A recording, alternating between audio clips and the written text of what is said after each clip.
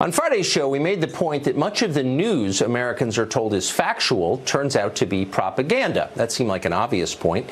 Human beings lie. That is their nature. Powerful people tend to lie quite a bit in order to protect their prerogatives. Journalists, who have the power to shape perception, are especially vulnerable to dishonesty. You ought to watch them carefully. There's nothing especially controversial about that observation. It's obviously true. And yet, maybe not surprisingly, a lot of reporters found it deeply offensive. Michael Barbero of the New York Times called it, quote, repugnant. As he put it, it's, quote, literally damaging to our democracy that anyone would doubt the accuracy of his newspaper. Question the New York Times, and America falls apart. Pretty funny. In other news, the Carrier Corporation has announced that it's immoral not to use air conditioning. Buy our product or you're going to hell. In fact, as is so often the case, the opposite is true. Skepticism is not unpatriotic. It is your duty. Principled questions don't destroy democracy, they sustain it. The people in charge don't like to be second-guessed, and why would they? A skeptical population makes their lives more complicated. They'd like you to swallow your medicine without complaint. Shut up and obey. Don't ask questions, accept what you're told, and get back to work. Well, that's a lot to ask, especially coming from the New York Times. There's a lot of interesting detail in that newspaper day to day, and good for them for printing it. But there's also an awful lot of lying, especially about the big things. Remember the New York Times spent an entire year assuring us that Saddam Hussein had weapons of mass destruction? We went to war over that. Many thousands died, and it was a lie.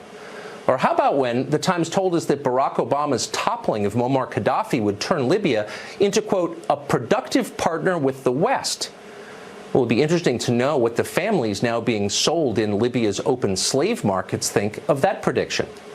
And who can forget this Times headline from the spring of 1975 when the Khmer Rouge took over Cambodia?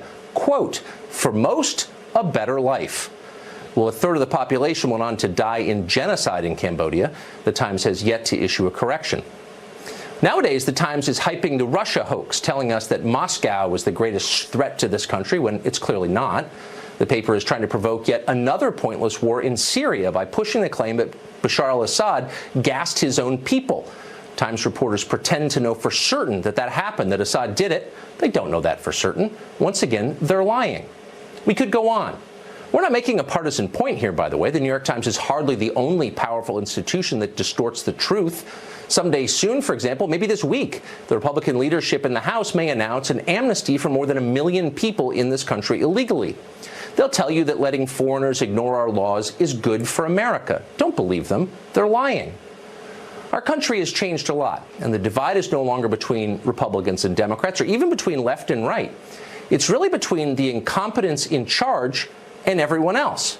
A small group of people has become rich and powerful mismanaging this country. And in fact, I've written a book about them. It's called Ship of Fools. It's out in the beginning of October. You can order it now if you want. But in the meantime, remember that you don't